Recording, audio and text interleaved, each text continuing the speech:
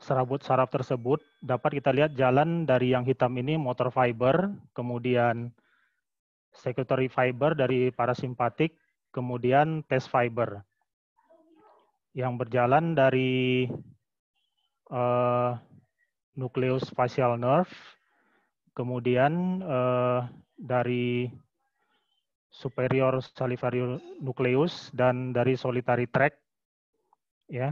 Kemudian nomor 4 berjalan ke porus acousticus, internus, meatal foramen, kemudian di situ ada ganglion ganiculatum. Di situ bercabang greater petrosal superior nerve yang akhirnya berjalan ke saraf ke glandula lacrimalis. Kemudian cabang berikutnya yaitu ke nomor 14 itu ke saraf stapedius, lalu ke nomor 15 ke saraf chorda tympani yang akhirnya bermuara ke glandula sublingualis dan glandula submandibular. Sementara motor fiber akan mengarah ke ekstrakranial untuk mempersarafkan otot-otot saraf wajah. Saraf spesial visual afferent menyampaikan indera pengecap dari sensorik pada 2/3 anterior lidah dan mempani ke ganglion geniculatum dan selanjutnya bermuara ke nervus intermedius ke tractus solitarius. Sementara serat general visceral efferent merupakan sistem parasimpatis di mana yang pertama serabut preganglionik muncul di nukleus salivatory superior, kemudian keluar dari hiatus facial di dalam greater petrosal superficial nerve, bergabung dengan deep petrosal nerve di kanal Vidian, lalu bergabung ke ganglion sphenopalatina. Serat-serat postsinaptik kemudian menginervasi glandula lakrimal dan kelenjar palatin. Kemudian bagian lain dari serabut preganglionik di dalam laser petrosal nerve bersinapsis di ganglion optik. Kemudian serat postsinaptiknya menyediakan suplai terutama ke kelenjar parotis. Bagian ketiga dari sistem parasimpatif ini keluar dari tulang temporal, lalu berjalan di sepanjang chorda tympani, melewati saraf lingual untuk bersinaf pada daerah submandibular. Serat postsinaptik kemudian memberikan suplai sekretori ke kelenjar submandibular dan kelenjar sublingual. Kemudian yang terakhir adalah serabut spesial visual efferent muncul di dalam nukleus motorik melewati tulang temporal, kecuali serabut ke otot stapedius. Kemudian keluar dari foramen stylomastoid dan menginnervasi aurikuler, posterior belly dari otot digastrik, otot-otot stilohioid dan plastisma serta otot wajah. Kemudian kita lihat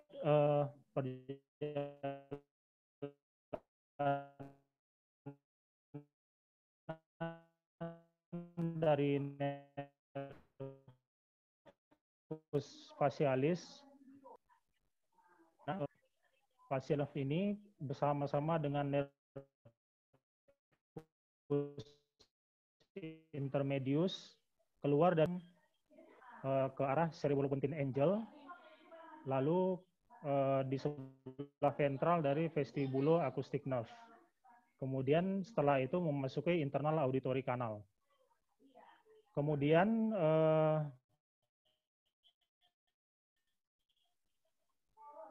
memasuki intratemporal segmen yang terdiri dari segmen meatal, segmen labirintin, mastoid atau vertikal.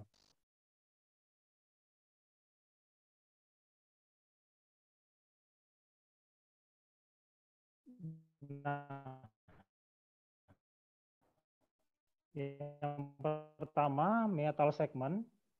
Kemudian Maximus berada di sebelah anterior superior quadrant di dalam internal auditory canal. Kemudian akan memasuki canalis fallopi di foramen meatal, yaitu di superior dari crista transversa dan sebelah anterior dari crista verticalis atau kita kenal dengan Beers bar. Kemudian segmen labirin berjalan sekitar panjangnya 2-4 mm, yaitu di dalam bagian yang paling sempit dari kanalis faro. Kemudian dia akan berputar sekitar 40 sampai 80 derajat dan memasuki telinga tengah. Kemudian tympanic segment itu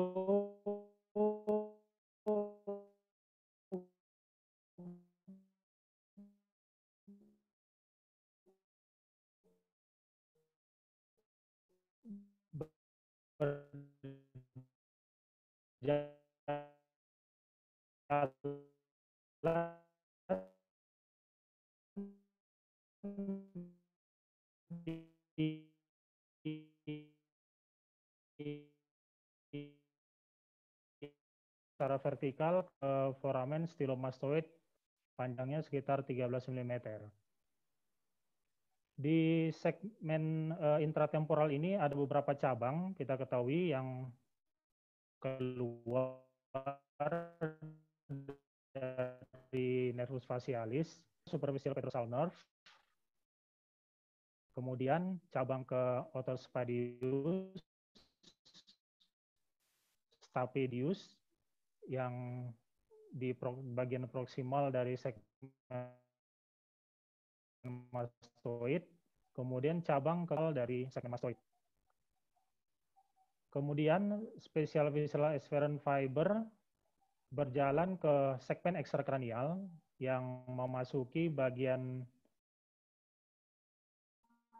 posterior dari glandula parotid. Di sini bercabang yaitu cabang temporal, zigomatik, bukal, mandibular, dan cervical. Nah, di sini dapat kita lihat perjalanan dari saraf fasial, mulai dari segmen intrakranial, ya, yang berjalan, yang keluar dari bagian pons, ya, lalu memasuki porus dari internal akustik, internal auditory canal, memasuki intratemporal segmen, kemudian di sini segmen labirin dari first genus sampai ke ganglion geniculatum, kemudian berbelok ke memasuki segmen segmen timpani, dari second genu berputar ke bawah memasuki menjadi segmen mastoid. Nah, ini nampak di sini segmen intra-auditory canal, segmen meatal, kemudian labirin segmen, ganglion geniculatum, kemudian ini segmen timpani, lalu mastoid segmen. Nah, untuk mengetahui gangguan pada saraf fasialis, pertama-tama dari anamnesa, kita tanyakan dari sisi onset atau timbulnya gejala, apakah timbulnya sudden atau segera, apakah delayed atau menurun secara gradual. Kemudian kita tanyakan juga derajat paralisisnya, apakah paralisisnya itu komplit atau incomplete. Karena ini juga menentukan dari prognosis dan terapi yang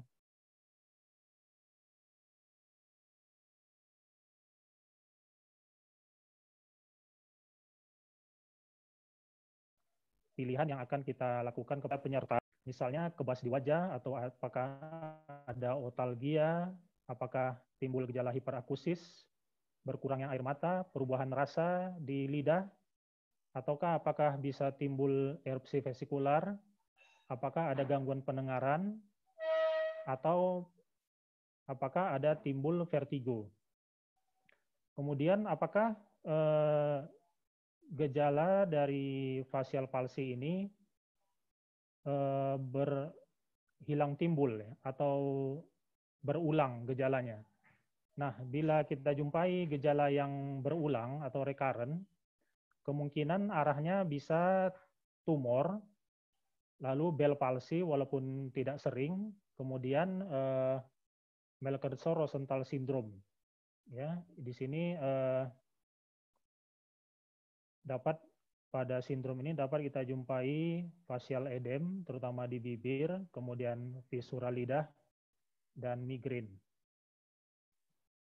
Pemeriksaan fisik tentu saja kita lakukan pemeriksaan THT yang lengkap, kemudian pemeriksaan kepala dan leher. Lalu sebaiknya juga kita lakukan pemeriksaan cranial nerve yang lain.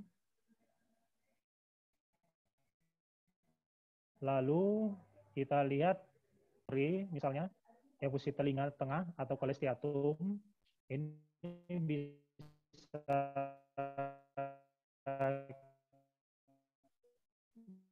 mengarah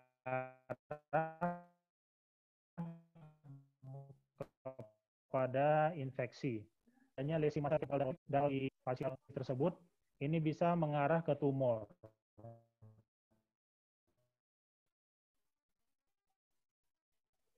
Lalu ada mungkinnya di central motor pathway karena jalan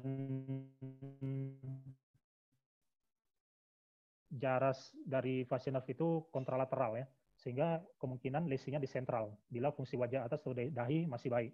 Kemudian bila kita jumpai contusio atau laserasi sepanjang distribusi ekstrakranial, adanya battle sign, hemotympanum misalnya, atau perdarahan di liang telinga misalnya, nah itu bisa kita arahkan ke trauma.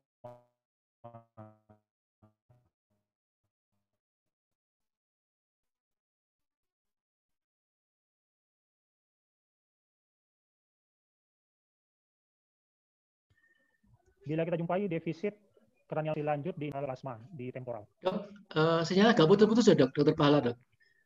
Iya. Agak putus-putus ya, agak sinyalnya. Di sini bagus ya, dok. Bagus ya, ya silakan dok. Ini agak putus-putus. Ya silakan dok, terus dok. Ya baik. Untuk pemeriksaan fungsi motorik yang kita biasa pakai, walaupun ada tabel pemeriksaan yang lain, tapi kita pakai sistem dari House-Brackman, di mana di derajat dari cedera dinilai dari yang grade 1 normal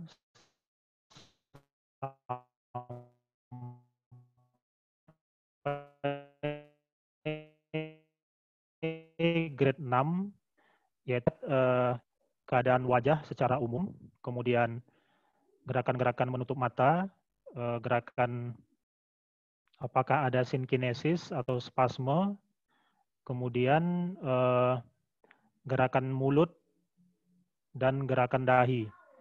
Jadi kita nilai, lalu kita lihat grade-nya dari 1 sampai grade 6.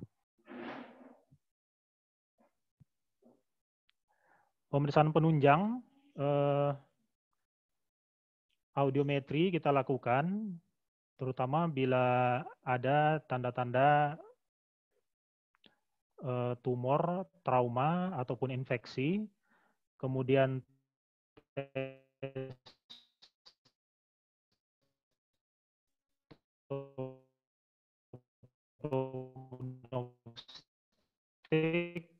yaitu tes, bisa juga kita lakukan tes ekometri misalnya, atau tes saliva. Tes elektrofisiologi yaitu tes nerve excitability test, maksimal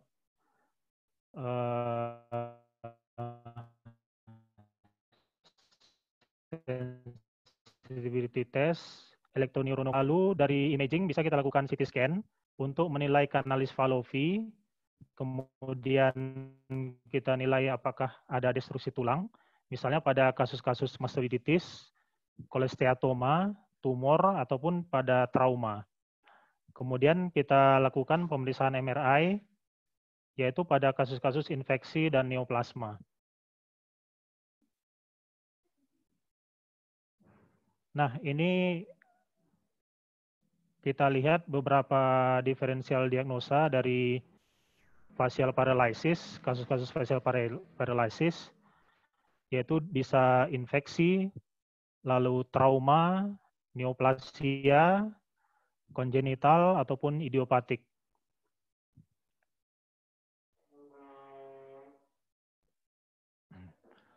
Patologi, Seddon membagi patologi dari kerusakan atau gangguan dari saraf fasial ini terhadap 3, yaitu neuropraksia, aksonotmesis, dan neurotmesis. Pada neuropraksia, fungsi saraf hilang. Ini disebabkan karena aliran asoplasma yang tertekan, namun akson masih utuh. Jadi tahap ini bisa dibilang dinyatakan masih reversible, terutama bila hambatan dihilangkan. Kemudian yang kedua, aksonotmesis, yaitu terjadinya putus dari akson, tapi jaringan penunjang, yaitu epineurium, perineum, dan endoperineum itu masih baik. Kesembuhan bisa parsial dan pada beberapa kasus masih bisa diharapkan kesembuhan yang utuh. Akan tetapi pada neurotmosis ini, kerusakan terjadi pada akson dan pada jaringan penunjang, terutama pada endoneurium, sehingga akan terjadi kelumpuhan yang irreversible, kecuali bila diusahakan dengan operasi, dilakukan operasi. Sekarang kita lihat masalah Bell palsy, ya. Ini merupakan diagnosa dari paralisis fasial akut yang terbanyak. Etiologi selama ini dinyatakan idiopatik, walaupun akhir-akhir ini para ahli menyatakan kemungkinan disebabkan oleh herpes simplex virus atau HSV. Gambaran klinisnya itu onset cepat, terjadi 48-72 jam, kemudian gejala penyerta yang lain minimal, dan untungnya perbaikannya biasanya spontan. Biasanya terjadi paralisis atau paresis wajah yang unilateral, walaupun bisa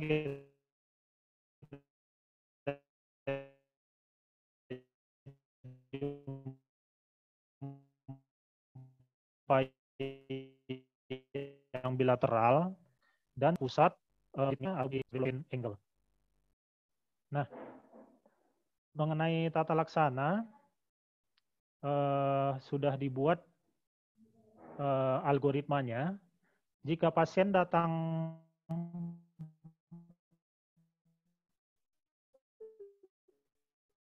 terbagi menjadi apakah pasien terjadi paralisis. Nah, pada yang paresis hari ke-0 sampai hari ke-14 atau minggu kedua, dapat kita berikan prednison 1 mg per kilogram berat badan atau 60 sampai 80 mg dan valacyclovir, yaitu 3 kali 500 mg ataupun 3 kali 1 gram. Lalu dilakukan follow up setelah 5 hari. Bila paresis masih berlanjut, dilakukan follow up sampai 1 bulan. Jika berubah, terjadi perburukan menjadi paralisis, dilakukan pemeriksaan elektroneurografi dan mengikuti protokol di sebelah, yaitu protokol paralisis. Nah, bila pasien datang dengan kondisi paralisis, pada hari 0 sampai 3 diberikan prednison dan valaciclovir dan di follow up 3 hari kemudian. 3 hari kemudian sama dengan pasien yang datang sudah hari ketiga atau 14 dilakukan pemeriksaan elektroneuronografi. Jika degenerasi masih di bawah 90%, kita lanjutkan pasien yang pertama tadi ataupun pasien yang datang setelah hari ketiga itu prednison dan valaciclovir. Nah, jika pasien datang sudah lebih dari 2 minggu, kita lakukan selama follow up selama 6 bulan. Oh iya, jadi pada pasien yang 3-14 hari bila pemeriksaan elektroneuronografinya itu terjadi kerusakan atau degenerasi di atas 90%, nah ini direkomendasikan untuk tindakan bedah, yaitu dekompresi dengan middle cranial fossa approach. Berikutnya, Ramsay-Hunt syndrome. Jika herpes zoster oticus menginfeksi, akan timbul gejala otalgia akut disertai timbulnya erupsi vesikuler. Jika kedua gejala ini disertai dengan facial paralysis, itu akan kita sebut dengan Ramsay-Hunt syndrome. Ini merupakan penyebab terbanyak kedua facial paralysis setelah Bell palsy. Biasanya diinduksi oleh reaktivasi virus varicella zoster yang menetap di ganglion genitulatum. Biasanya setelah infeksi primer, dahulunya infeksi primer dari chickenpox atau cacar air. Gejala dan tanda dia otalgia berat, ya. Facial paralysis unilateral. Kadang-kadang bisa di awal erupsi vesikular tidak muncul dan muncul di 3 atau 5 hari setelah paralysis. Lesi vesikular ini bisa muncul di daerah kongka, liang telinga, kulit post aurikular, dan di membran timpani. Kadang-kadang bisa juga timbul di rongga mulut, di daerah leher dan bahu. Ramsay-Hunt syndrome ini gejalanya biasanya lebih berat dan prognosisnya lebih buruk dibanding Bell palsy. Diagnosa dilakukan dengan adanya riwayat otalgia, lesi vesikular, dan facial paralysis. Bisa juga dilakukan dengan MRI, di mana tampak penyangatan. Maaf dokter Pahala, nggak jelas. Suaranya kurang jelas, dok. Halo.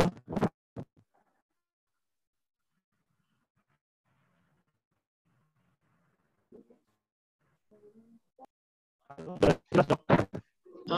Suaranya kurang jelas, ya. Putus ya tadi, dok. Apa mungkin sinyalnya, dok, kurang kuat, dok? Iya. Iya. Ya, silakan, dok. Dicoba lagi, dok. Iya. Baik. Udah jelas, dok? Iya. Sangat jelas, ya. Tapi kadang-kadang putus-putus, ya, dok. Jadi tadi diagnosanya adanya riwayat otalgia yang biasanya cukup berat, kemudian adanya lesi vesikular dan facial paralysis. Dalam terapi itu sebaiknya jangan lebih dari 3 hari setelah onset dapat diberikan antiviral yaitu valaciclovir, aciclovir selama 10 hari. Kemudian diberikan prednison juga 60-80 mg selama per hari selama 7 dan 10 hari. Dari gambar ini dapat kita lihat vesikel di daerah kongka dan disertai epitem di daerah kongka dan daun telinga.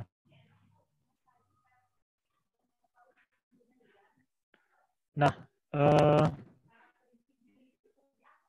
otitis media, facial palsy seperti kita ketahui dapat terjadi akibat komplikasi dari otitis media akut, otitis media efusi, OMSK, dan mastoiditis. Ini oleh para ahli diduga karena keterlibatan langsung secara fasial oleh infeksi melalui dehiscensi yang ada di kanalis Fallopi. Kemudian terjadinya osteitis kanalis Fallopi dengan erosi tulang dan keterlibatan saraf. Kemudian odem akibat inflamasi yang menyebabkan kompresi dan trombosis dari vasa nervum yang akan menyebabkan iskemia dan infark daripada saraf fasial. Kemudian bisa juga akibat demyelinasi saraf fasial akibat toksin dari bakteri. Yang kita lakukan yaitu terapi segera pada eradikasi infeksi, yaitu dengan memberikan antibiotik. Pada kondisi dengan komplikasi biasanya sebaiknya intravena.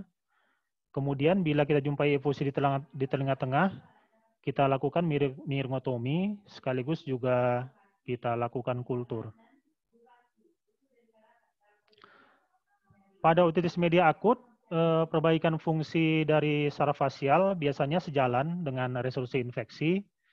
Terapi bedah bisa kita lakukan miringotomi dan pemasangan tympanostomy tube. Pada kasus OMSK dapat kita lakukan aural toilet dan antibiotik, dan kita lakukan tympanomastectomy yang berfungsi untuk membersihkan jaringan infeksi dari telinga tengah dan mastoid. Untuk facial nerve itu sendiri kita infeksi dengan hati-hati, kita inspeksi, kita lihat bila ada granulasi atau matris coleteatum dan tulang yang terinfeksi kita bersihkan. Dan tapi hati-hati jangan sampai malah kita lakukan sampai terjadi iatrogenik pada pasien.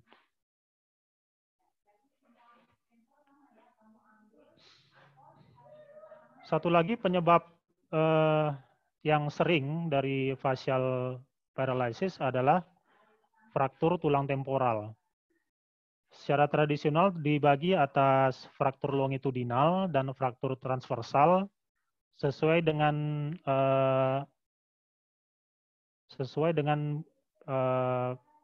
garis fraktur dihubungkan dengan aksis dari os petrosus.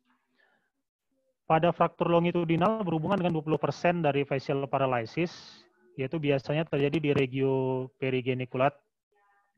Sementara fraktur transversal berhubungan dengan 50% kasus dari facial paralysis.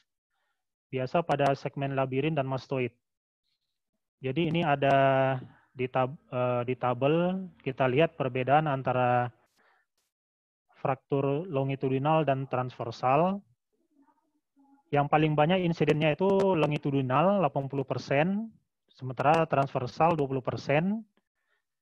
Insidensnya yang biasanya pada transversal yang terbanyak yaitu 50%.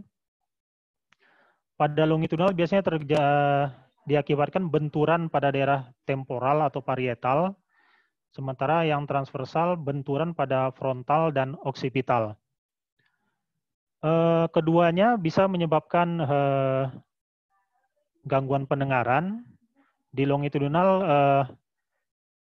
konduktif dan di transversal biasanya sensori neural. Pada eksternal auditory kanal biasanya yang longitudinal itu terjadi kerusakan dan perdarahan. Pada yang transversal biasanya intak. Pada membran timpani yang longitudinal biasanya terjadi perforasi, yang transversal biasanya intak, tapi bisa kita jumpai hemotimpanum. Kerusakan osikular biasanya terjadi pada yang longitudinal, kemudian bisa jumpai vertigo pada yang transversal. Nah, ini dia perbandingan antara yang longitudinal dan transversal, di mana kita lihat di sini yang longitudinal itu sejajar dengan aksis dari os petrosal, sementara yang transversal biasanya tegak lurus dari aksis tulang petrosal. Ya, jadi di sini kita bisa lihat arah cedera dari kedua tipe fraktur tersebut.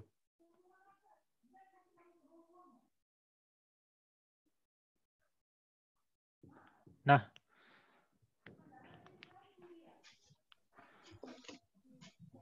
kita nilai pasien, ya. Maaf dok, waktunya kurang 5 menit dok. Ya, pasien dengan fungsi facial yang masih baik, ya, biasanya prognosisnya baik dan tidak perlu pembedahan. Bila pasien datang dengan complete paralysis,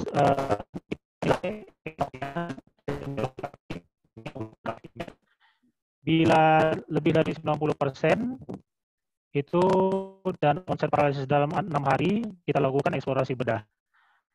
Incomplete paralysis yang kembang menjadi complete paralysis dengan hasil elektroneurografi yang buruk, yaitu itu juga kita lakukan pembedahan. Kapan kita lakukan pembedahan? Yaitu 14 sampai 30 hari. Ini masing-masing ahli masih berbeda pendapat, tapi dalam kurun waktu 14 sampai 30 hari. Surgical approach tergantung lokasi cedera dan status pendengaran. Jika pendengaran masih baik, dilakukan middle fossa approach, dapat dikombinasi dengan transmastoid.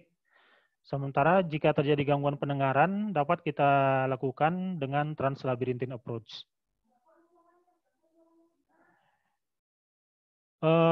Dekompresi biasanya cukup, tapi bila saraf cedera berat dapat dilakukan reseksi dan anastomose primer. Jika terjadi transeksi saraf, dapat dilakukan rerouting dan end-to-end anastomosis tanpa tension, ya, atau bisa juga dilakukan dengan interpositional graft yang biasanya diambil dari greater auricular nerve ataupun dari sural nerve. Iatrogenik, operasi telinga tengah dan mastoid, insidennya sekitar 0,6 sampai 3,6%, yaitu biasa terjadi di segmen timpani bagian distal, termasuk di second genu dan segmen mastoid. Bila bila terjadi intraoperatif, langsung dilakukan eksplorasi dengan dekompresi di bagian proksimal dan distal segmen saraf yang cedera. Jika terjadi pemaparan atau herniasi dari serabut saraf, kita lakukan pembukaan epineural sheath. Kita nilai jika lebih dari 50% diameter saraf yang cedera, dilakukan repair. Jika facial paralysis terjadi segera postoperatif, kita nilai saat operasi tidak berisiko, maka kita lakukan observasi. Jika terjadi paralisis yang komplit, dapat kita berikan steroid oral. Menjadi komplit, kita lakukan eksplorasi bedah. Dapat juga terjadi delayed palsy, yaitu beberapa hari setelah operasi telinga tengah dan mastoid. Ini diduga reaktivasi dari herpes simplex virus ataupun varicella zoster virus. Dapat diberikan prednison dan aciclovir. Dan di literatur biasanya katanya hasilnya baik. Mungkin begitu, terima kasih, Dr. Hadi. Ya, terima kasih Dr. Pahala atas presentasinya yang cukup jelas, teratur, ya, runut, disertai dengan penyakit yang paling sering menyebabkan gangguan fasialis. Untuk peserta, apabila ada pertanyaan nanti di akhir sesi, apabila sudah ada, boleh ditulis di bagian chat, nanti kita diskusikan setelah presentasi. Untuk pembicara yang kedua, mohon berkenan Profesor Dr. Eka Savitri SPTHT KL Konsultan untuk mempresentasikan topik yang kedua, yaitu pemeriksaan gangguan nervus facialis. Profesor Dr. Eka Savitri SPTHT KL ini adalah guru besar dari Fakultas Kedokteran Universitas Hasanuddin Makassar. Apakah Prof. Eko sudah siap ya, Prof? Ya, Assalamualaikum warahmatullahi wabarakatuh. Ya, silakan Prof. Waalaikumsalam, Ya. Prof. Terima kasih banyak kepada moderator Dr. Hadi Sederajat, Dr. Hadi Sederajat, SPTHT KL Konsultan. Kemudian penyelenggara, terima kasih Dr. Lina, Dr. Lina, SPPHT konsultan. Pada kesempatan ini juga buat anak-anakku sekalian, para residen, kita hanya share saja ya mengenai pemeriksaan fasialis, dan kita tentu akan mengingat saja anatomi dan tentu pemeriksaan untuk supaya bisa terdiagnosis dengan baik.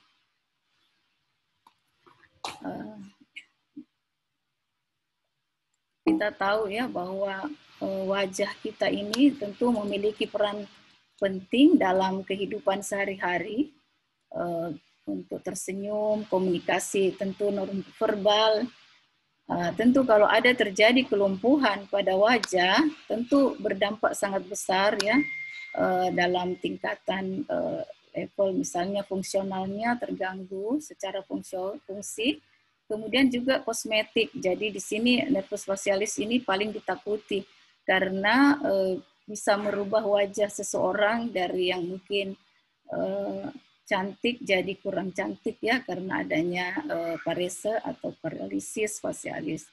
Jadi di sini kita sama-sama yang belajar agar kita mudah-mudahan bisa terhindar dari parese atau paralisis yang kita buat saat operasi.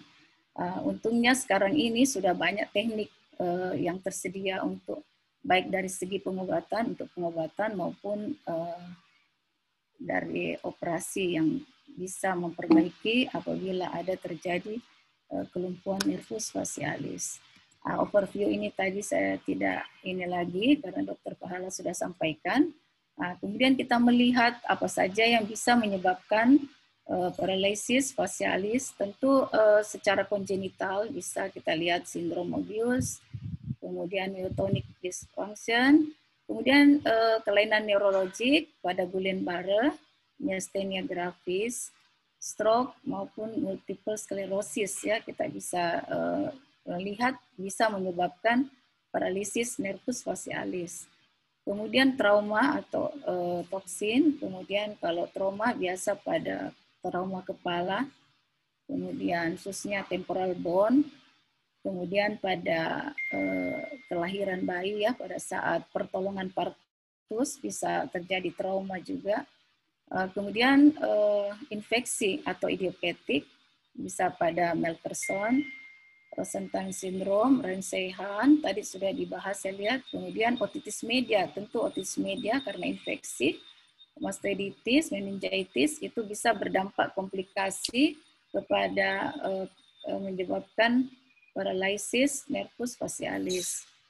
Kemudian necrotizing otitis externa, kemudian pada pasien-pasien HIV, TB, Epstein-Barr virus, sifilis, juga pada kasus tetanus kita bisa jumpai. Kemudian yang secara sistemik bisa dijumpai pada sarkoidosis, amyloidosis, hiperostosis. Kemudian tumor ya, tumor tentu tumor parotis, kemudian neuroma akustik. Jadi kalau kita temukan pasien dengan neuroma akustik, tentu kita harus lihat apakah sudah ada parese facialis atau tidak. Kemudian glioma, meningioma facial, neuroma ya. Jadi kasus-kasus ini kita harus perhatikan nervus facialisnya. Kemudian kita harus lihat lagi bahwa di telinga tengah ya paling sering juga terjadi trauma ya, terutama karena di segmen timpani itu bisa karena ada dehiscence daripada kanal Fallopi. Kemudian juga akibat operasi mastoid yang kita lakukan, misalnya pada operasi OMSK, bisa paling sering kita dapati pada pars mastoid, ya, pada second genu, terutama kita bisa kena bor ataupun ini ya kita harus perhatikan pada saat melakukan operasi. Jadi kita sangat harus memperhatikan hal ini karena bisa berdampak kita merubah wajah pasien. Sehingga diperlukanlah kita residen maupun kami juga staf harus selalu belajar kita melakukan diseksi berulang-ulang agar supaya kita paham dengan perjalanan nervus facialis ini. Kemudian pada neoplasma, pada misalnya breast cancer ya, dengan paru ya, pada kasus kanker paru itu bisa juga metastasis yang menyebabkan paralisis daripada nervus facialis.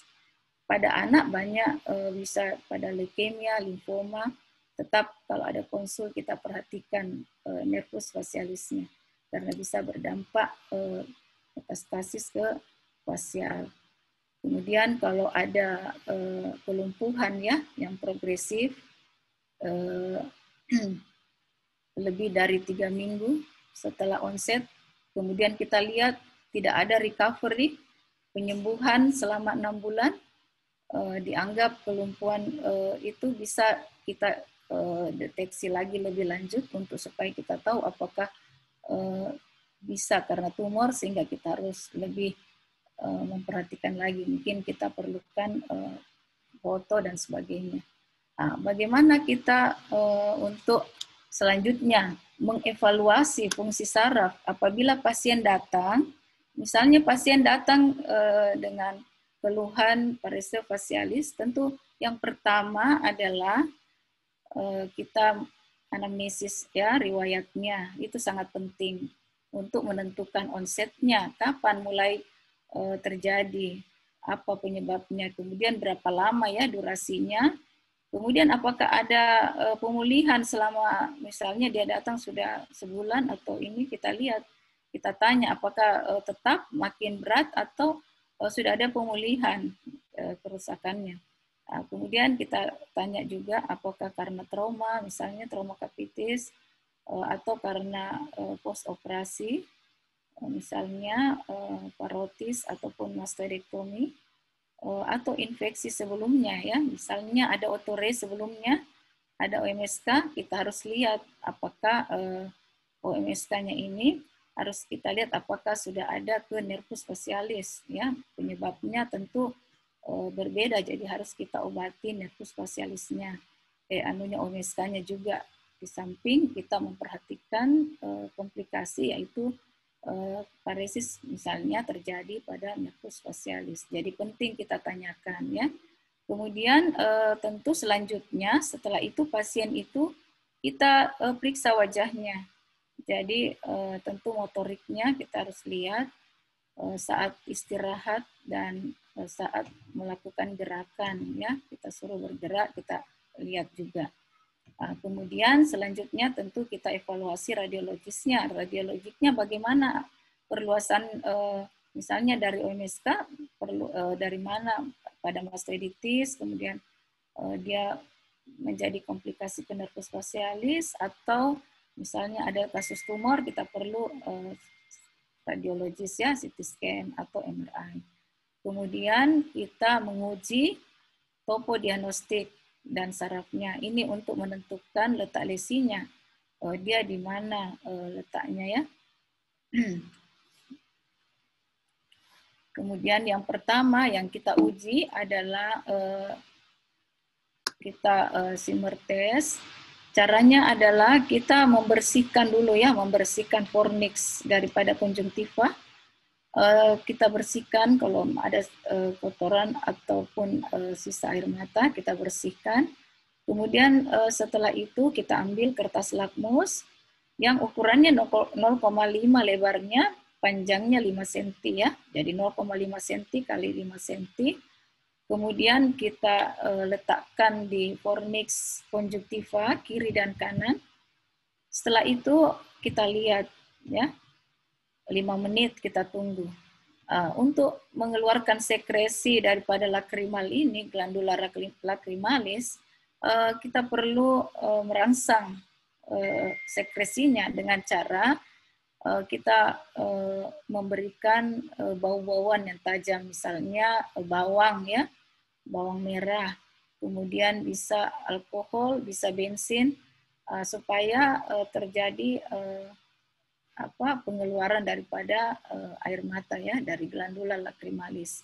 Setelah 5 menit kita lihat apabila sisi yang lesi, yang paresis itu dia kurang atau sama dengan 50% ukuran basahnya ya. Jadi yang basah di kertas itu lakmus kita ukur, kita lihat kalau dia perbedaannya dengan yang sisi yang satu yang normal kurang, yang lesinya ini yang sisi paresis itu kurang dari 50% atau sama, itu kita sudah katakan bahwa dia hiposekresi ya.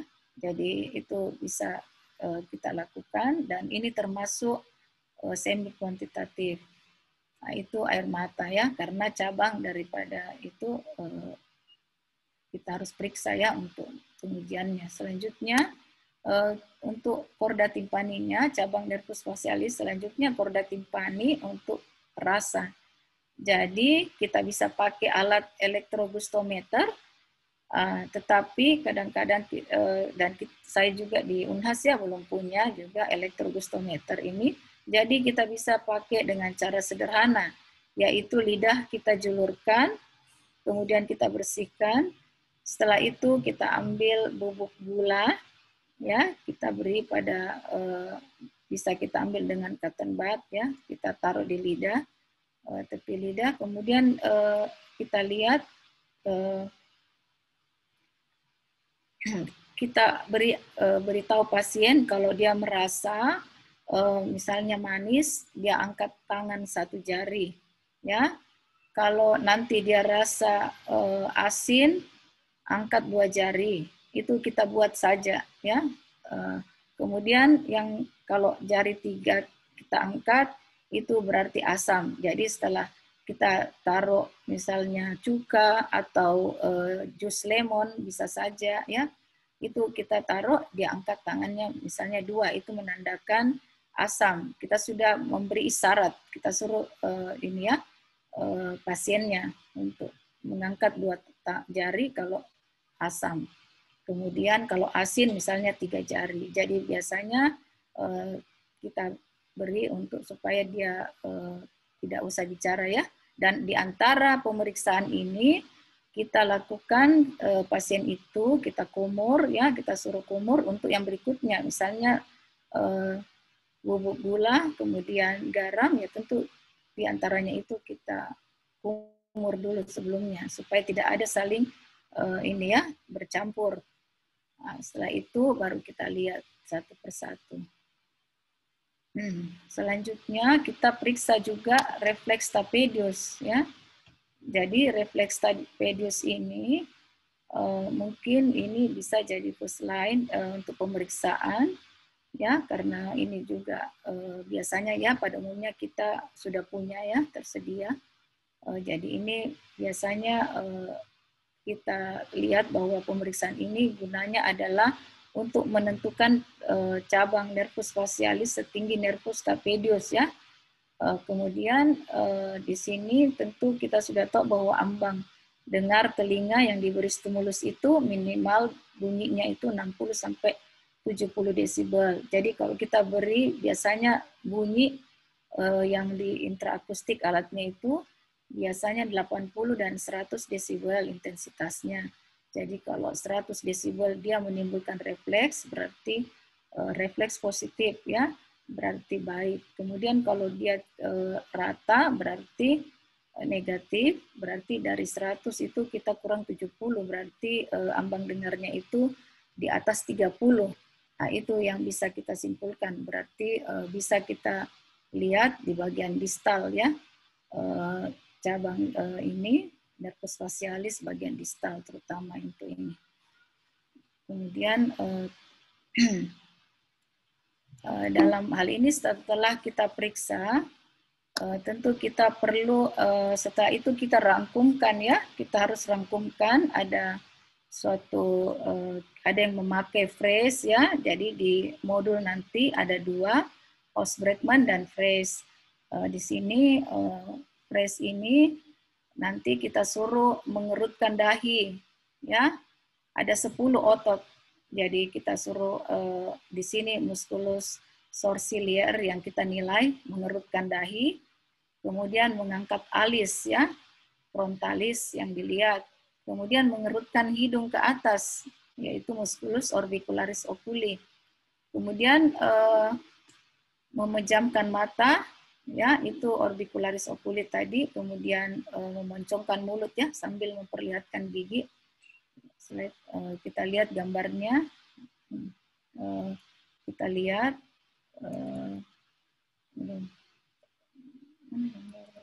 Ya, kita bisa lihat di sini bahwa kita suruh tertawa lebar, ya, nomor 6. Kemudian 7 disuruh bersiul, kita lihat. Kemudian menggembungkan kedua pipi, memoncongkan mulut yang tertutup rapat ke depan, kita lihat. Kemudian yang terakhir menarik kedua mulut ke bawah, ya. Jadi kedua sudut mulut ini kita suruh tarik ke bawah. Jadi seperti gambar yang ke-10 ini. Jadi nanti kita akan isi daripada gambar yang tadi ya. Jadi ya ini akan kita isi. Jadi bagaimana fungsi motoriknya nanti akan kita lihat dari 10 otot ini maksimal kita bisa dapat 30 ya. Kalau memang semua baik berarti tiap otot mendapat nilai 3. Kemudian tonusnya juga demikian. Kita lihat, kemudian nanti kita lihat lagi apakah ada simpinesis dan hemispasmenya bagaimana. Nah, kemudian nanti tentu tadi kita sudah lihat fungsi daripada ya daripada glandula lacrimalis dengan Schirmer test kita sudah lihat. Jadi kita isi di sini bahwa misalnya ada hiposikresi misalnya sisi kanan atau sisi yang ada paresis nervus facialis ya. Akhirnya nanti kita total, jadi total kita bagi 50 kali 100%, maka itu adalah kemampuan daripada otot motorik. Jadi misalnya kalau totalnya 60, misalnya 60 per 50 kali 100% ya. Jadi misalnya kita dapat 70%, berarti 70% motoriknya ini baik ya. Kemudian diagnosisnya kita lihat tergantung di mana lesinya. Ya, kalau misalnya kita lihat dia ada tadi misalnya refleks stapedius negatif, ya kita bilang bahwa lesinya berada di infrastapedial ya, seperti itu. Jadi ini menurut Fresh ya. Tetapi nanti ada 2 yang boleh kita pakai. Biasanya ini juga bisa kita pakai untuk evaluasi kalau kita hendak melakukan tympanomastoidektomi. Kalau pasien itu misalnya kita curigai ada komplikasi nervus facialis, walaupun mild kita lihat, kita coba lakukan pemeriksaan yang tadi ya dari anamnesis, kemudian motoriknya, kemudian kita rangkumkan dengan Fresh dan akan dapat di mana lesi yang ada. Sehingga nanti penanganannya untuk tadi sudah dibicarakan oleh Dr. Pahala bahwa dekompresi kita tahu di mana yang harus dibuka ya. Apakah pars tympani, pars mastoid ya. Tentu itu yang bisa kita lakukan. Tapi di atas itu tentu tidak bisa lagi ya. Kalau di pons, di mana perjalanannya bukan lagi daerah THT. Kalau ada kerusakan itu. Kemudian tadi kita juga harus melihat daripada tonus tadi ya. Jadi kalau tonus ini ya kita lihat kerutan di dahinya hilang atau tidak, kerutan di dahi, kemudian alis mata jatuh atau tidak, kemudian lipatan nasolabialnya mendatar atau hilang kita lihat, kemudian hidung deviasi ke arah sisi yang sehat. Kemudian kita lihat juga nasal alanya mendatar ya atau tidak. Kemudian pipi jatuh, sudut mulut jatuh, kita lihat. Kemudian bibir yang ada jatuh atau tidak. Kemudian menimbulkan gerakan. Apakah dia menimbulkan gerakan asimetrik pada sisi sehat. Kemudian ada yang dikatakan fenomena Bell's dengan sklera terlihat ya. Kemudian kita lihat di sini bibir dan filtrum deviasi ke sisi yang sehat. Jadi itu yang kita harus lihat hipotonusnya. Kemudian hipertonus juga kerutan di dahi meningkat. Kalau dia meningkat, ya kita suruh kerut di dahi, dia meningkat atau tidak. Kalau dia meningkat berarti hipertonus. Kemudian alis mata naik, ya. Kalau hipertonus, kemudian visura palpebra menyempit, kemudian lipatan nasolabial makin dalam, ya, lipatannya kita lihat. Kemudian pipi menonjol atau tertarik ke dalam. Jadi kita lihat juga itu. Kemudian bibir terangkat atau tertarik ke lateral. Kemudian pada sudut bibir, ya, kita lihat juga saat mata berkedip bagaimana gerakannya. Ya, itu kita lihat. Kemudian kita suruh menutup mata di saat mengunyah, bicara, atau tersenyum. Maka kontraksi beberapa otot yang menimbulkan akinesis itu kita perhatikan apakah sudah ada atau tidak, ya. Kemudian hemispasme yang selanjutnya yang kita harus perhatikan. Jadi tadi sinkinesis, ya, kita sudah ini lihat apakah ada saraf yang sudah terjadi abnormal regenerasinya, itu sudah terjadi sinkinesis, ya, pada pasien. Kemudian yang selanjutnya yang kita harus lihat adalah pemeriksaan Haus-Bregman, ya. Jadi paling banyak dilakukan pada center-center di luar juga, yaitu menggunakan Haus-Bregman. Jadi Haus-Bregman ini banyak, ya, di jurnal maupun di ini, tetapi Fraisse itu dari Prancis, ya, jadi memang kurang di textbook ataupun di jurnal-jurnal mengenai Fraisse pemeriksaannya. Tetapi mengenai Haus-Bregman banyak kita jumpai, ya. Jadi kalau grade 1 ya normal, sama sekali normal. Kemudian grade 2 ya ada mild, ya, mild disfungsi ringan, sedikit asimetris wajah. Jadi kita harus perhatikan baik-baik karena di sini sangat ringan, ya. Jadi kadang-kadang dikira normal. Kalau istirahat tidak tampak kelainannya, ya. Jadi kalau grade 2 itu kalau istirahat pasiennya tidak bergerak sama sekali tidak jadi normal. Kemudian pergerakan dahinya masih ada kalau grade 2, ya. Moderate sampai normal. Kemudian mata masih bisa menutup dengan sempurna. Walaupun dengan kekuatan yang minimal tapi bisa, ya. Kemudian sudut bibir ya tampak kelemahan tapi sangat sedikit. Jadi kita lihat frenulum juga, hati-hati lihat sebelum operasi, ya. Karena yang tingkat grade 2 ini memang yang sering kita kira normal, ya. Jadi masih tampak normal dalam keadaan istirahat. Nanti grade 3 ini sudah terjadi disfungsi sedang sampai berat. Tetapi wajah masih ini, ya, belum ada.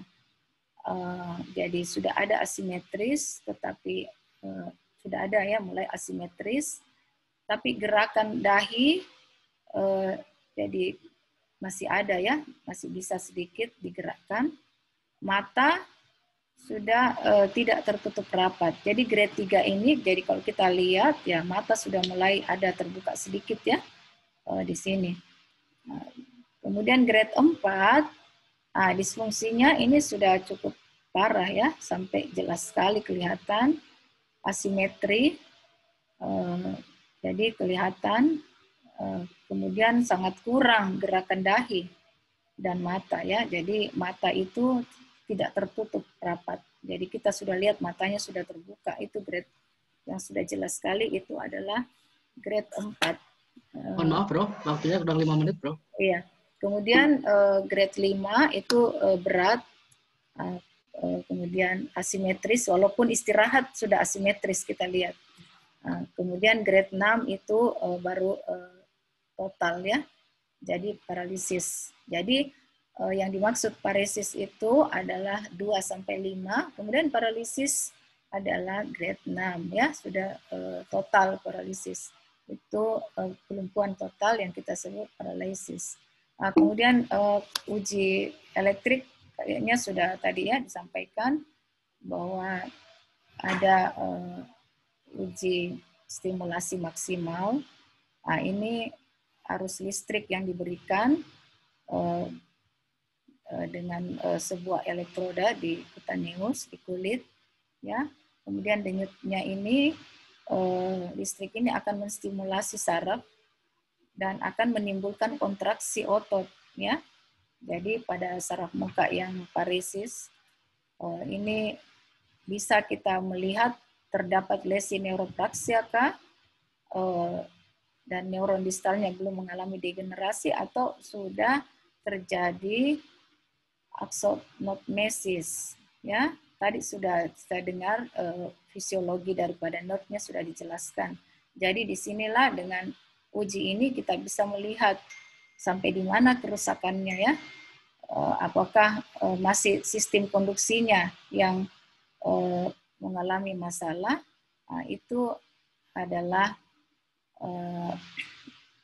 kita bisa lihat dengan stimulasi ini, ya, uji stimulasi maksimal ini kita bisa lihat maksimum stimulation test ini, kita bisa lihat dia punya kelainan, ya, apakah sudah terjadi neuropraksia atau sudah neurotmesis. Kalau neurotmesis itu perineumnya masih intak, akson dan seatnya itu sudah ada kerusakan. Jadi kerusakan yang lanjut bisa kita lihat di sini.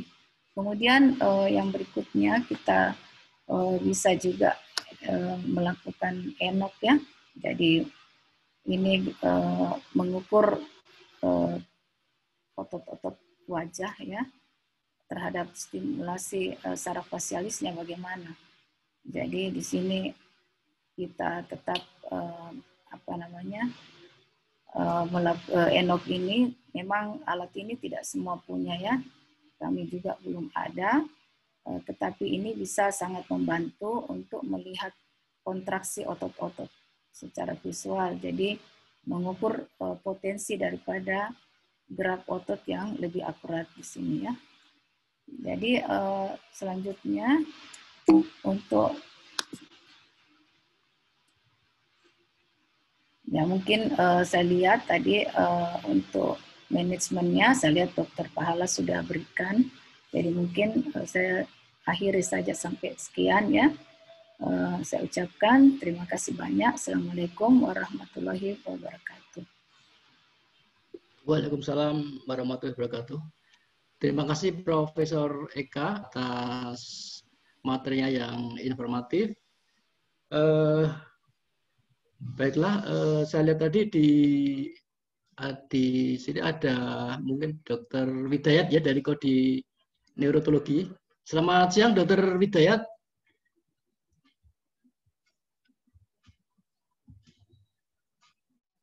Selamat siang Dr. Widayat. Mungkin bisa di-unmute-nya Dr. Widayat. Selamat siang Dr. Widayat. Selamat siang, Dr. Hadi. Ya. Terima kasih. Terima kasih Dok bisa hadir di webinar Ya, di belakang saya kebetulan ada Prof Yeni nih. Oh iya, selamat Prof Yeni. Ya. Iya. Ya, selamat siang. Siang Dr. Widayat. Selamat siang, Dr. Rina. Mungkin Dr. Widayat bisa memberikan komentar atau masukan, Dok. Silakan Dok. Untuk sebelum kita diskusi untuk pertanyaan-pertanyaan, silakan Dokter. Ya, terima kasih Dr. Hadi. Sebetulnya sih kalau masalah paresis fasial itu kan sudah dijelaskan oleh Dr. Pahala dan Prof Eka, ya. Intinya adalah bagaimana kita melihat fungsi yang terganggu. Nah, cuma mungkin yang saran saya ini memang ada dua nih pertanyaan kalau untuk paresis fasial misalnya.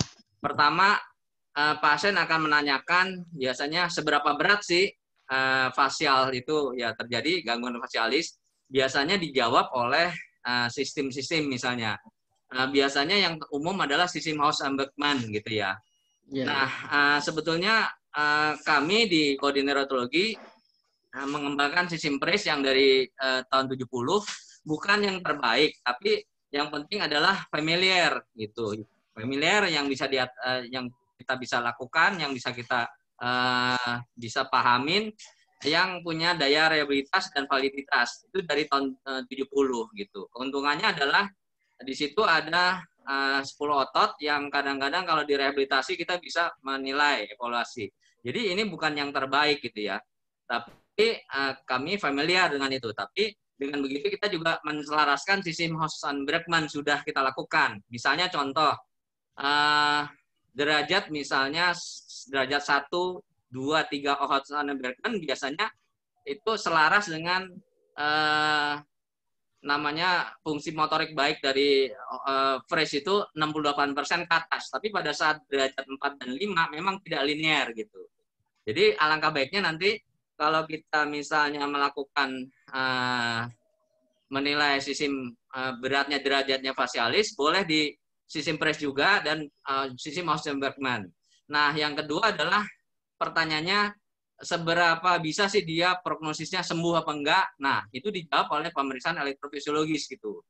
Nah, kalau kami biasanya ada NET, kemudian kalau ENOH tadi atau misalnya blink reflex atau elektronografi dan itu EMG, biasanya kita koordinasi dengan neurologi, jadi departemen neurologi. Karena di RSM tidak bisa meminta alat yang sudah ada gitu. Itu intinya. Begitu Dokter Hadi. Terima kasih banyak. Ya, makasih Dok atas asupannya. Memang jadi iya Dok. Ya, terima kasih asupannya atas saran-saran sama-sama dari Dok. Ya, makasih Dok. Kemudian di PIC-nya juga ada Dokter Sukirman Sukin ya. Mas siang Dokter Sukirman. Apa Dokter Sukirman? Selamat siang. Ya, assalamualaikum, selamat siang. Waalaikumsalam, Dokter Sukirman. Waalaikumsalam, Dok. Dok, mohon masukan Dok. Ya, mungkin ini ada masukan untuk adik-adik peserta PDS kita. Maka silakan Dokter Sukirman. Ya, terima kasih teman-teman semuanya dari KODI-NO Otologi ya. Luar biasa, saya banyak belajar, saya ikutin tadi Dokter Pahala. Mulai agak telat tadi, kemudian Prof. Eka, dua-duanya sangat bagus, informatif sekali, detail, dan tentunya fasialis ini bagi kita ya antara ada dan tiada, ya kan? Tapi baru kita banyak ketemukan seperti Bell's palsy, Ramsay-Hunt syndrome, segala macam itu. Kadang-kadang sesat ke kita kalau telinganya sakit, ya. Kita memang harus berjuang dan berkoordinasi dengan bagian saraf, ya, sehingga bagian saraf lebih banyak dominan. Demikian juga bedah saraf, ya. Trauma-trauma akibat trauma kepala yang menimbulkan paresia fasialis ini banyakkan bedah saraf itu masih ya semua dikonservatif. Tapi kalau udah dirujuk ke kita baru nanti ya kira-kira sesudah mungkin 1 bulan 2 bulan tidak ada perbaikan baru dirujuk ke kita. Di dalam detail tadi dikatakan diagnostik. Nah ini yang penting sebetulnya adanya ENOH dan EMG ya, itu sudah saya tanya juga. Memang hampir belum punya kita yang tidak tahu sentra mana yang sudah punya ya. UI aja masih dengan saraf dan lain-lain belum ada. Ini sangat penting sekali bagi kita. Tadi dari Dr. Pahala bagaimana algoritmanya bahwa ENOH sangat menentukan kita bersikap apa. ENOH yang jelek, nah ini harus kita dekompresi. Termasuk Bell's palsy tadi harus kita yang banyak 74% Bell's palsy memang sembuh spontan. Tapi yang sisanya 15%, 20% perlu tindakan yaitu dekompresi. Ya, dekompresinya yang banyak itu mulai dari total dekompresi. Nah, lokasinya tadi phrase dengan phrase itu bisa kita menetapkan secara kasar. ENOH bisa menentukan graduasi kerusakannya dan berapa berat kerusakannya ya sesudah konservatif tadi. Kemudian EMG kita perlukan untuk yang sudah lama. Apakah otot-ototnya masih mempunyai sisa persepsi saraf atau enggak? Artinya otot-otot ini juga tidak atrofi dan sebagainya. Sehingga ini banyak kita gunakan untuk parese yang sudah lama. mungkin 6 bulan, 8 bulan, atau 1 tahun. Ya, tadi dikatakan juga kontroversi kapan kita melakukan dekompresi dan segala macam.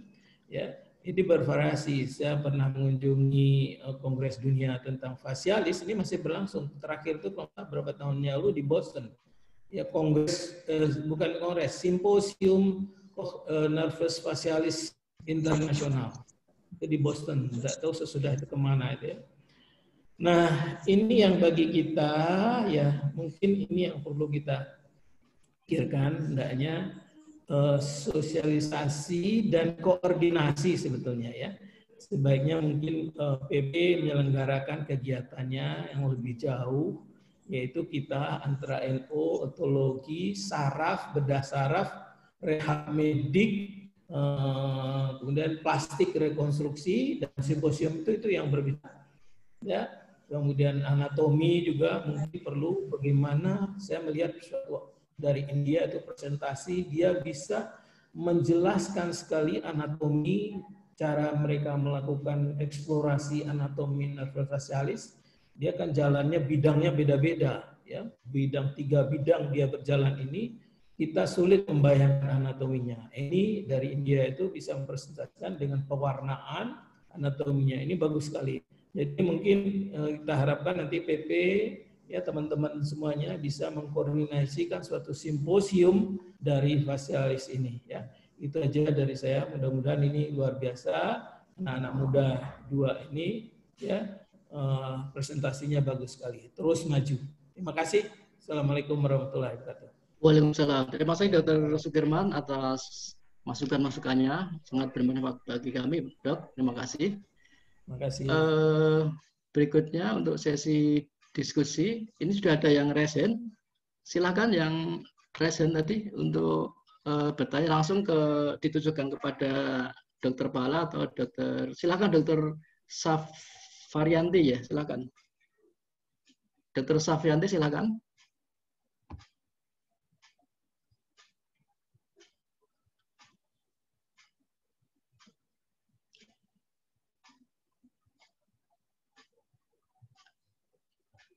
Dr. Safrianti.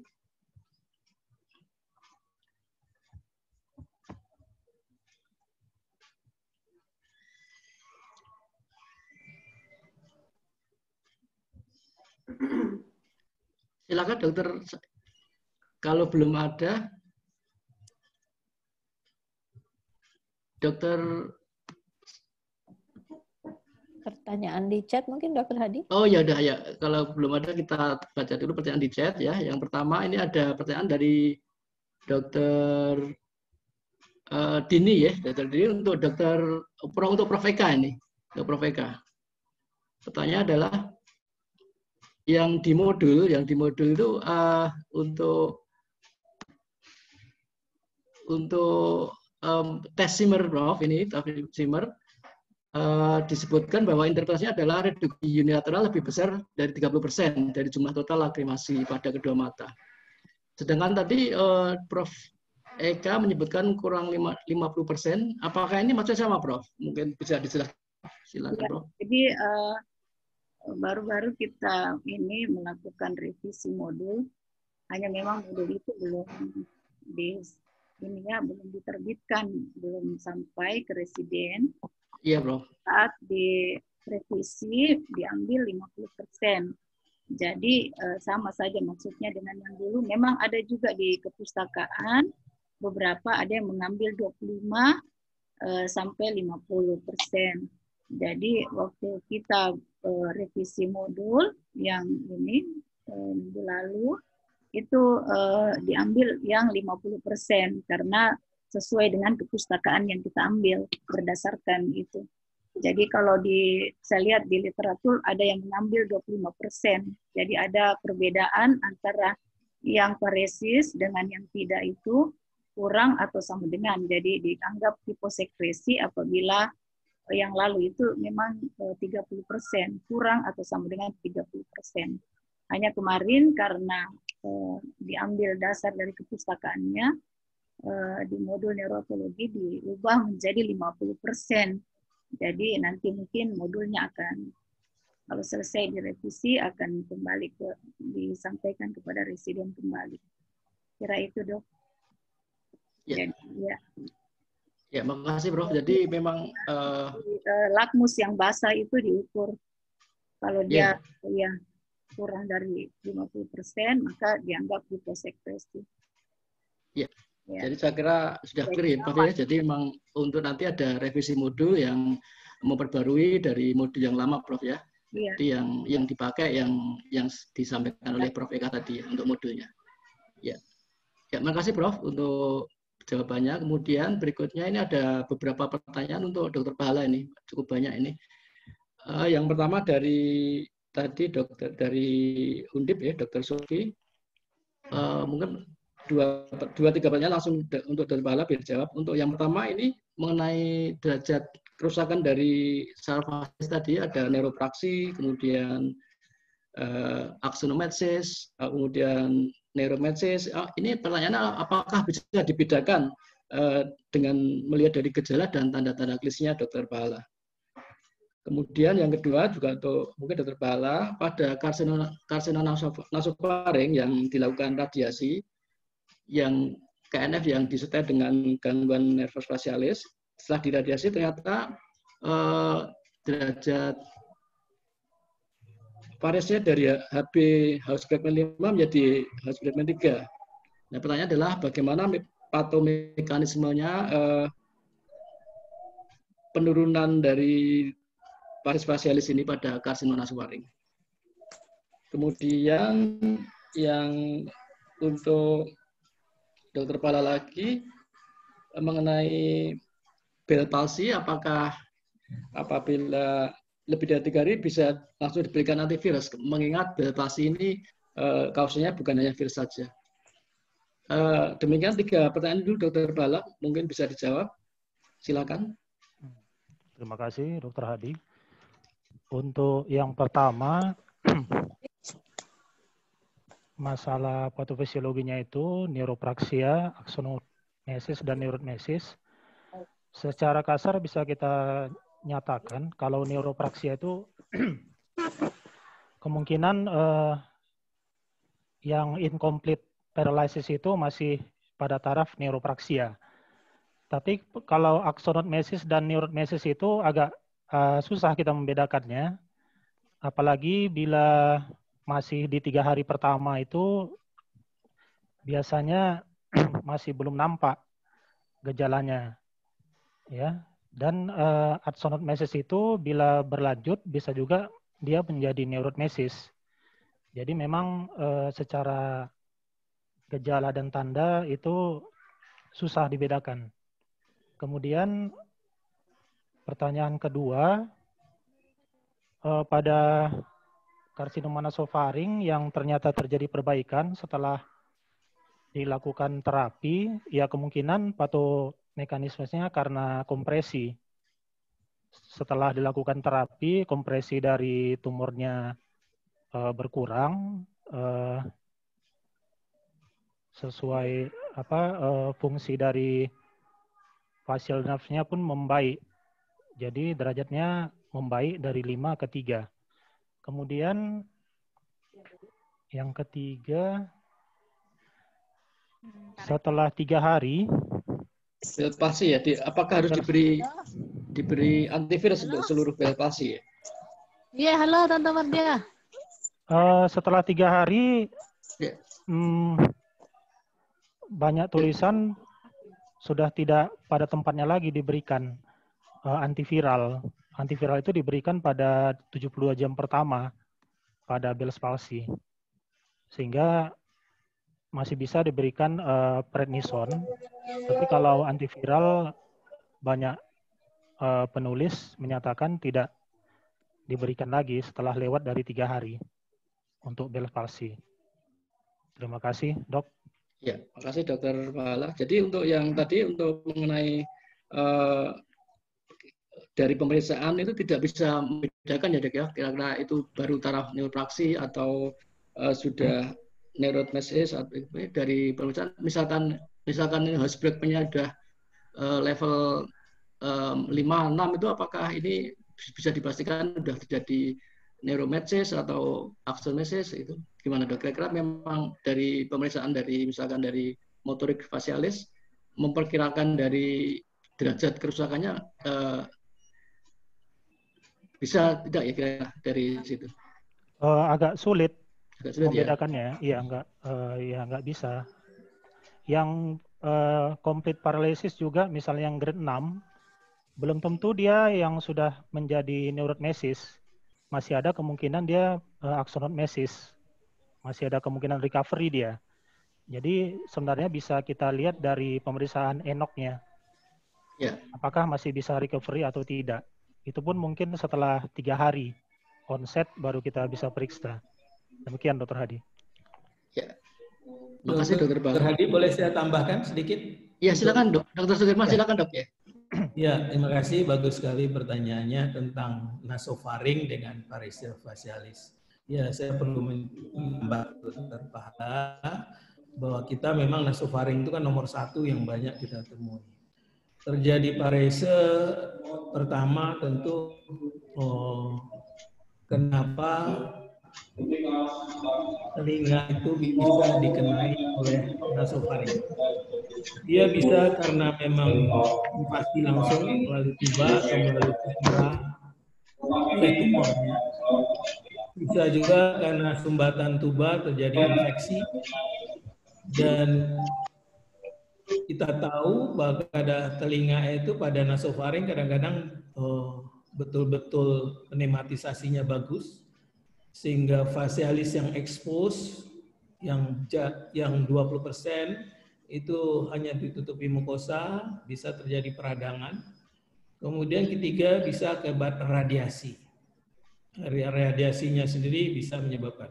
Kalau tadi dikatakan contohnya itu dia radioterapi radiasi, yaitu mungkin terjadi inflamasi pars timpaninya, dan ini tentu bisa diketahui dengan dari CT scan dan MRI kita bisa deteksi facialisnya kondisinya gimana. Itu aja Pak. Terima kasih. Terima kasih Dr. Sugirman. Berikutnya untuk pertanyaan selanjutnya ini mungkin bisa dijawab oleh Prof. Eka dari Dr. Jenny.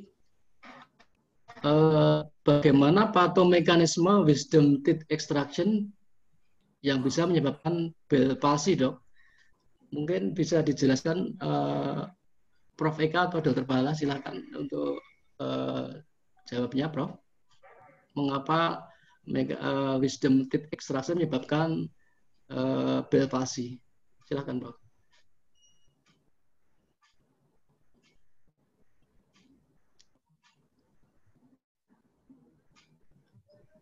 Prof. Eka atau Dr. Bala mungkin bisa menjelaskan. Dr. Bala bisa atau Prof. Eka, silakan. Terima kasih Dr. Hadi. Wisdom teeth tadi ya. Wisdom extract kasus M3. Iya. Iya, pada kasus dental extraction terjadinya kasus facialis parese mungkin kemungkinan pertama yaitu dari anestesi yang diberikan. Kemudian yang kedua dari terjadinya pelepasan infeksi dari ekstraksi gigi tersebut. Kemudian yang ketiga kemungkinan bisa terjadi dari kompresi dari anestesi yang diberikan, faktor kompresinya. Baik dari cairannya sendiri ataupun dari udara yang masuk ke ini, yang disuntikkan tersebut. Jadi kemungkinan itu memang yang pastinya sih tidak bisa ini ditentukan penyebabnya. Mungkin itu Dr. Hadi. Ya, makasih Dok ya. Mungkin kalau kita lihat dari definisi Bell palsy sendiri karena memang idiopatik ya Dok ya, mungkin bisa nggak dijelaskan apakah mungkin apabila palsinya itu karena ekstraksi, apakah ini termasuk Bell palsy atau memang faktor ada kausanya yang spesifik ya? Mungkin masih jadi pertimbangan ya. Kalau definisi Bell palsy sendiri kan memang kausanya memang idiopatik, belum diketahui. Mungkin Prof. Eka bisa menambahkan, Prof, untuk penjelasannya, Prof. Ini ya tadi tergantung lokasi ya juga nervus facialis. Jadi mungkin kalau ini maksudnya dicabut ya giginya? Iya, gigi geram ketiga, Prof. Gigi geram 3 dicabut, gigi bungsu, ya. Kemudian langsung paresis ya. Iya. Nah, itu mungkin ya tadi kalau anestesinya, kalau dia keluar dari mastoid kan dia berjalan memasuki kelenjar parotis ya. Parotis dan bercabang 2 di situ, temporozygomaticus atas dan cervicofacialis bawah. Jadi kalau dia mungkin anestesinya biasanya pakai apa ya, kalau apa injeksi, kalau injeksi mungkin bisa ya, tapi kalau hanya disemprot dengan apa biasanya gigi itu dengan spray itu tentu tidak ya, karena dalam mulut.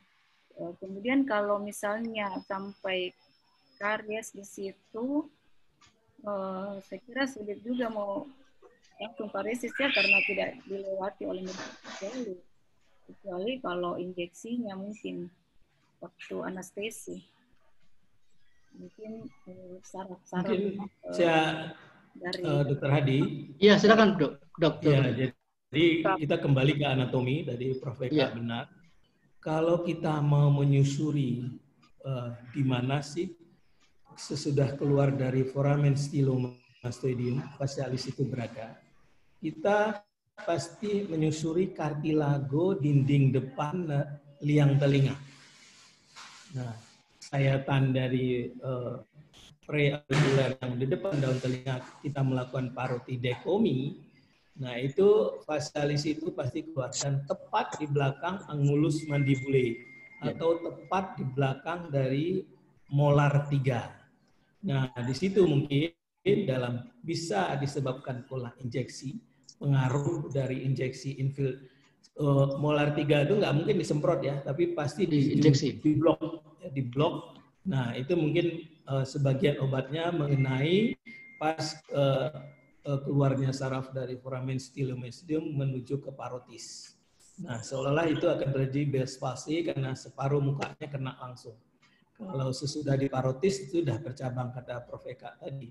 Kemudian juga bisa karena udem dari sesudah dilakukan, itu kan molar 3 itu kan biasanya kalau nggak pengalaman dokternya terutama yang bawah itu lebih sulit dari yang atas. Karena saya pernah dicabut giginya itu ya, yang atas itu lebih mudah, yang bawah itu perlu power dan memang apalagi kalau akarnya itu menggigit itu ya, bengkok ke dalam itu paling sulit, sehingga itu manipulasi di sana sering sangat keras ya, dan bisa menyebabkan udem di sana. Tapi itu biasanya sementara, beberapa hari atau beberapa jam. Kalau pengaruh anestesi 3-4 jam itu hilang. Kalau pengaruh anestesi, kita sering melakukan timpanoplasti ya, miringoplasti aja, kita suntikkan cairan silokain adrenalinnya masuk ke dalam, itu terjadi parese juga 2-3 jam hilang. Atau ya ini tadi kalau dia kena cairan karena udem ya, udemnya hilang, mungkin 4-5 hari juga akan hilang. Saya kira begitu. Mudah-mudahan. Ya, terima kasih Dr. Sukirman untuk jawabannya, untuk asupan tambahnya. Ya. Ini ada pertanyaan dari Dr. May Risanti dari UGM untuk Dr. Pahala. Untuk pasien Ramsehan yang datang ke Dr. Tihati yang melewati onsen lebih 3 hari, apakah tetap diberikan antiviral? Kemudian yang kedua, mengapa prognosis Ramsehan syndrome lebih buruk dibanding kasus yang lain? Mungkin Dr. Pahala bisa menjelaskan, Dok. Silakan, Dok. Kalau pasien Ramsehan syndrome setelah lebih 3 hari, ya, ini antiviral udah kurang efektif atau tidak efektif lagi. Jadi memang beberapa literatur menyatakan harus di bawah 3 hari pemberiannya. Kemudian kenapa prognosis Ramsehan Dokter lebih buruk? Pahala mungkin kurang keras. Ya, bicaranya. Dok, mungkin lebih keras lagi, Dok. Di dekat mic-nya, ya silakan. Halo. Iya, tadi setelah onset lebih dari 3 hari, itu di literatur disebutkan tidak efektif lagi pemberian antiviral pada Ramsay-Hunt syndrome. Jadi onset di bawah 3 hari baru tepat diberikan antiviral. Kemudian kenapa prognosis Ramsay-Hunt itu lebih buruk? Karena memang gejala yang ditimbulkan lebih berat dan diduga kerusakan yang ditimbulkan pun lebih berat. Jadi memang persentase recovery dari Ramsay-Hunt syndrome yang mencapai grade 1-2 itu hanya sekitar 70%, 60% bila dibandingkan dengan Bell's palsy yang bisa mencapai 80-90% recovery-nya. Mungkin demikian, Dr. Hadi. Ya, jadi kalau sudah lebih dari 3 hari tidak efektif ya dok ya untuk antivirusnya dok ya? Iya benar dok. Ya. Ya, makasih Dokter Pahala. Ini untuk Prof. Eka pertanyaannya. Tadi dikatakan bahwa myasthenia gravis bisa menyebabkan paresis facialis. Bagaimana mekanismenya, Prof? Ini untuk pertanyaan dari Nisa, Dokter Nisa dari UNAS ya. Dokter untuk Prof. Eka, silakan Prof. Mekanisme terjadinya paresis nervus facialis pada penyakit myasthenia gravis.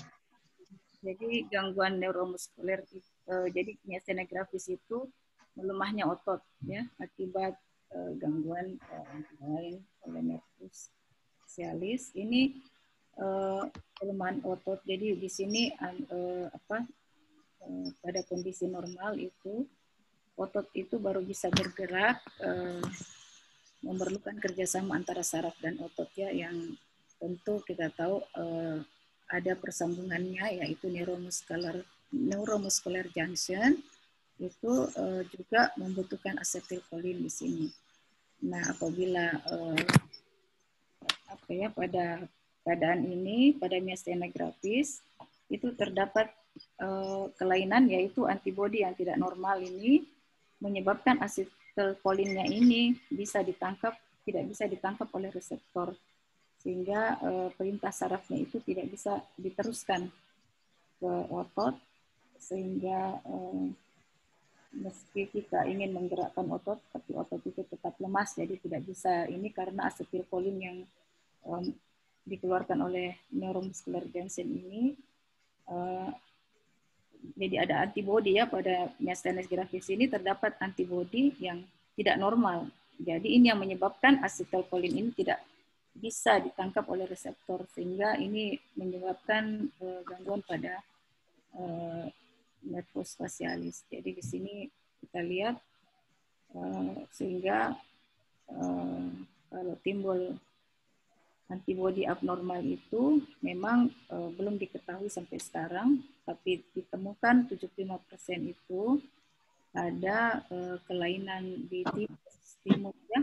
Jadi tumor pada timus itu, pembesaran kelenjar timus itu ditemukan kelainan ini yaitu 75%. Apa jadi ngerjain PR-nya? Belum tahu penyebabnya. Jadi itulah ininya pada antibodi yang tidak normal ini, dok. Jadi dalam literatur dikatakan bahwa myasthenia gravis ini terdapat antibodi yang tidak normal yang menyebabkan asetilkolinnya itu tidak bisa ditangkap oleh reseptor sehingga otot tidak bisa kontraksi. Sehingga pada myasthenia gravis ini menyebabkan kelumpuhan bukan hanya wajah, tetapi bisa jadi juga pada tungkai bawah sehingga pasien biasa ada yang tidak bisa berjalan juga pada myasthenia gravis ini. Saya kira itu, dok. Ya, saya kira cukup jelas ya, Prof ya untuk penjelasannya. Kemudian ada lagi Prof ini untuk Prof Eka ini dari Dr. Destar dari UNS ini. Untuk pasien anak jika dicurigai adanya gangguan nervus facialis, apakah ada pemeriksaan khusus yang dapat dilakukan? Ini maksudnya pemeriksaan khusus di luar tes yang sudah dilakukan, yang harus dilakukan tadi atau gimana nih? Enggak, Bro. Untuk anak yang dicurigai gangguan nervus facialis, apakah perlu tes khusus? Ya, silakan, Bro. Jadi memang kalau anak ya misalnya dia belum kooperatif Tentu dari orang tuanya yang kita tanyakan. Jadi tadi yang awal pertama yaitu anamnesisnya. Jadi riwayat kita tanyakan apa penyebabnya, kelainannya, misalnya apakah dia post trauma atau sudah operasi, misalnya dilakukan operasi, atau dia ada riwayat misalnya tumor ya tadi disampaikan. Jadi kita evaluasi dulu, tetap sama, tapi anamnesisnya tentu anamnesis dari orang tua kita tanyakan. Kemudian setelah itu kita tanyakan juga yang tadi bahwa adakah infeksi yaitu otoreit pada anak ini, ataupun ini untuk melihat komplikasi dari tempat, misalnya dari telinga, otitis media. Kemudian untuk pemeriksaan wajah, nah itu memang kalau anak itu misalnya 6 tahun, 5 tahun itu sudah bisa kita lakukan dengan pemeriksaan motoriknya, tetap kita sudah bisa lakukan ya dengan itu. Tentu setelah itu kita melakukan misalnya untuk Scheimer, saya kira itu kan ditaruh di fornix conjunctiva, kertas lakmusnya. Nah, itu tetap bisa dilakukan kalau pada anak. Kemudian hanya kalau kalau dia sudah misalnya 5 tahun, waktu itu kita tetap bisa lakukan. Kemudian kita bisa melakukan pemeriksaan EMG dan ENOG tadi. Hanya memang alatnya tidak ada, Dok. Kemudian kita bisa melihat dengan radiologi juga, yaitu CT scan. Misalnya kalau kita ingin, tergantung penyebabnya tadi, dari riwayat. Misalnya riwayatnya kita ke arah mana. Misalnya dia setelah dilakukan misalnya operasi, atau ini ya kita lihat di mana letak ininya, Dok ya, dari evaluasi radiologis lagi untuk melihatnya. Jadi tergantung dia ini. Kalau dia tumor seperti tadi saya bilang limfoma, ya mungkin tadi kalau kerusakannya kan kalau pada anak ini tentu kita harus lihat bahwa yang bisa itu adalah misalnya Schirmer bisa, Schirmer. Kemudian kalau untuk rasa itu mungkin masih agak ini ya, belum terlalu mengerti. Kalau ada yang ini mungkin kita belum bisa lakukan untuk korda timpaninya. Tentu kita melakukan pemeriksaan refleks bisa pada anak. Jadi kita lihat juga refleks tapedialnya tadi itu bisa. Jadi tergantung juga anaknya umur berapa, kemudian sudah kooperatif, misalnya dianggap kooperatif 5 tahun ke atas, itu sudah bisa saya kira semua pemeriksaan. Hanya kecuali kalau yang masih ini ya, masih belum ini, masih misalnya umur 1 tahun, ya mungkin yang kita bisa yaitu tadi Schirmer test bisa ya, kita taruh di fornixnya. Kemudian motoriknya memang agak sulit untuk itu, jadi kita harus pakai EMG. Tapi kita di sini ke neurologi, kita periksa EMG-nya untuk melihat berapa yang terjadi degenerasi saraf fasialisnya. Tentu yang diperbaiki tadi kan sudah dikatakan bahwa di atas 90% kerusakannya. Saya kira tergantung usia anaknya juga ya. Mungkin masih ini atau ya, Dok. Ya, Prof. Terima kasih, Prof. Jadi tergantung dari kira-kira kemungkinan penyebabnya apa, Prof, ya mungkin ya. Karena memang anak masih belum kooperatif, sehingga nanti untuk diagnosis atau pemeriksaannya dipilihkan pemeriksaan yang lebih bersifat objektif ya, Prof ya. Mungkin ya. Karena memang problem pada anak memang belum kooperatif dengan pemeriksaan yang bersifat subjektif. Ya. Apakah ada pertanyaan lagi mungkin dari peserta? Bisa ini karena chatnya kelihatan sudah habis. Dokter Lina, apakah ini nanti waktunya sampai jam berapa lagi, Dok? Dokter Lina. Silakan dok, ada pertanyaan lain? Kalau tidak ada pertanyaan lain mungkin. Ya, atau mau raise hand, ada yang mau langsung tanya mungkin dok? Ya, silakan ya, ada yang satu silakan pertanyaan ya terakhir. Iya, terakhir ya dok ya, karena tadi jam 14.30 ya, mau ada acara lagi ya. Mungkin dipersilakan kalau dari peserta ada yang bertanya, silakan raise hand langsung. Satu pertanyaan lagi.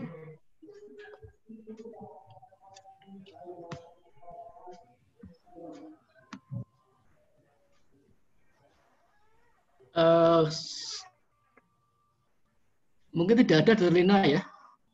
Iya, mungkin. Saya rasa tidak ada. Bisa tutup saja. Ya, kelihatannya nanti ada acara lagi ya Dokter Lina ya untuk setelah ini. Terima kasih Dokter Lina atas pertanyaan kepada saya untuk memimpin atau mengatur pada diskusi pada siang hari ini. Mudah-mudahan pada acara pembelajaran modul gangguan fasialis pada siang hari ini bisa bermanfaat untuk kita semua, khususnya pada peserta PPDS. Sudah saya sebutkan tadi bahwa peserta PPDS dengan mendalami modul gangguan nervus fasialis ini diharapkan bisa mampu dan mendiagnosis dan menata laksana gangguan nervus fasialis perifer. Sehingga kasus-kasus dengan gangguan nervus fasialis bisa ditangani dengan baik dan kalau perlu dapat dirujuk sesuai dengan indikasinya. Saya cukup dari saya. Apabila ada hal yang kurang berkenan, saya mohon maaf. Akhir kata, mungkin saya kembalikan ke Dokter Lina. Assalamualaikum warahmatullahi wabarakatuh. Ya, waalaikumsalam warahmatullahi wabarakatuh. Terima kasih Dokter Hadi. Terima kasih Prof. Eka. Terima kasih Dokter Pahala. Luar biasa, pertanyaan banyak. Dan ini memang kita sering mengerikan untuk menghadapi nervus 7 ini ya. Tapi tadi sudah banyak masukan dari Dr. Widayat dan Dr. Sukirman. Terima kasih juga kepada Dr. Widayat dan Dr. Sukirman. Mungkin kita akhiri dulu acara webinarnya hari ini. Saya PPDS mungkin masih bisa tinggal di sini. Yang lain silakan kalau mau mundur dengan acara lain. Terima kasih. Sampai ketemu lagi minggu depan dengan acara dari Kodi Alergi. Ya, kita bicarakan mengenai alergi minggu depan. Terima kasih, sampai jumpa minggu depan. Dr. Hadi, Dr. Pahala, Prof. Eka. Nuhun.